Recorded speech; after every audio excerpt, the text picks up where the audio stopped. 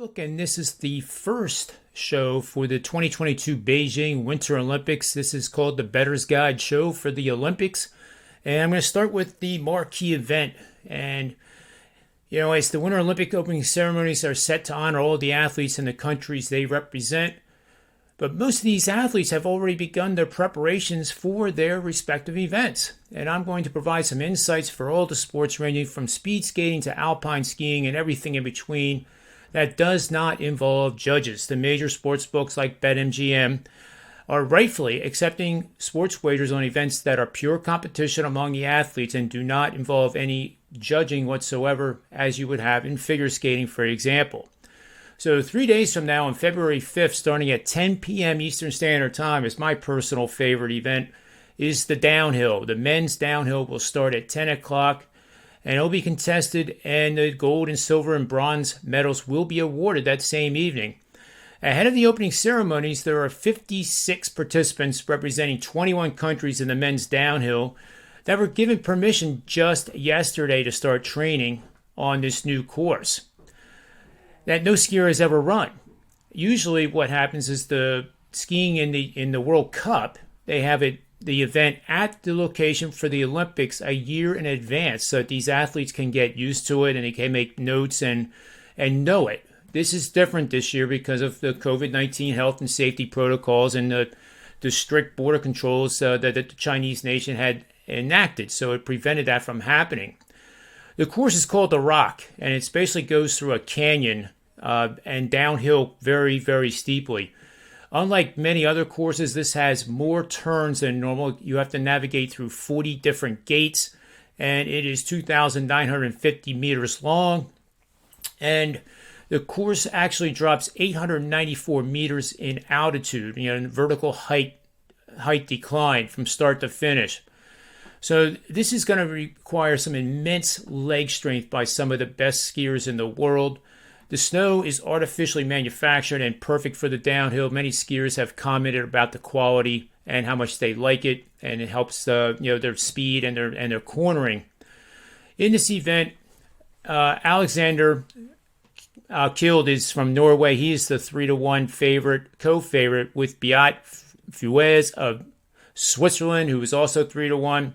Then you have the 2014 gold medal winner, Matthias Mayer of Austria at 6-1, and Marco Odermatt of Switzerland, the second racer on the Switzerland team, at plus 600. And then it kind of jumps up. Dominic Paris of Italy is 10-1, and the pair of U.S. racers here, the skiers, are Bryce Bennett at 40-1 and Travis Ganong at 66-1 to win the gold medal.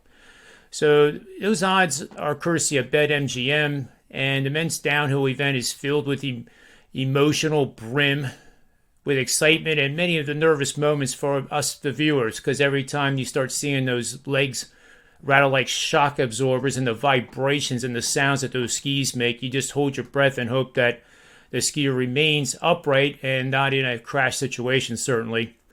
So this is, akin to winning the SuperBowl for these countries like Norway, Switzerland, Italy, all the big-time skiing teams, countries. So when a guy wins this and wins the gold medal and goes back to his home country, it is even more huge for that particular individual and the country than even going back to Foxborough when the Patriots won all those Super Bowls. Obviously, the Patriots are a franchise. We're talking about countries and representing countries. So this takes on a much, much more monumental scale than just a football game. So as a writer here, I'm going to try to guide you to some of the best bets that I see here.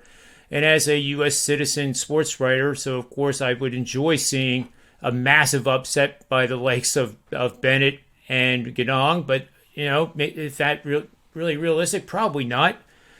And as good as those two are in the downhill, they respectfully pale in comparison to the favorites such as Kild of Norway and his rival Fuez. That's a hard one to pronounce. They're both 3-1, as I said earlier. The downhill potentially is just a four-man race that includes Austria's 2014 gold medal winner Matthias Mayer and Sweden's Marco Odermatt at both 6-1. In the run yesterday, Mayer was the first one down the hill, and he posted the 37th fastest trial run. Obviously, he was taking it very easy. You certainly don't want to push your luck not knowing the course on day one and being the first racer down the hill. So these four names are arguably probably going to be on the podium when this is all said and done. The last World Cup speed race before the Olympics was held on the storied Strife downhill course held just a few weeks ago. Switzerland went 1-2 with the names I've just mentioned. Fuez won by 0.21 seconds, 21/100ths of a second over his compatriot Odermatt. Hemmetsberger of Austria was third, trailing by 0.9 of a second, and Mayer was fourth. So there again, the cream has risen to the top in this sport, and those are the names to keep track of as more trial and time trials occur here. So a bet that I like here is the margin of victory in the downhill, and as you can see by the charts, these are the betting margins that you can bet on. So I let that to your eyes. The margin of victory over the last 12 Olympics has averaged 21 hundredths of a second. So 0.215 is the average over the last 12, going all the way back to the 1976 Olympics in Innsbruck.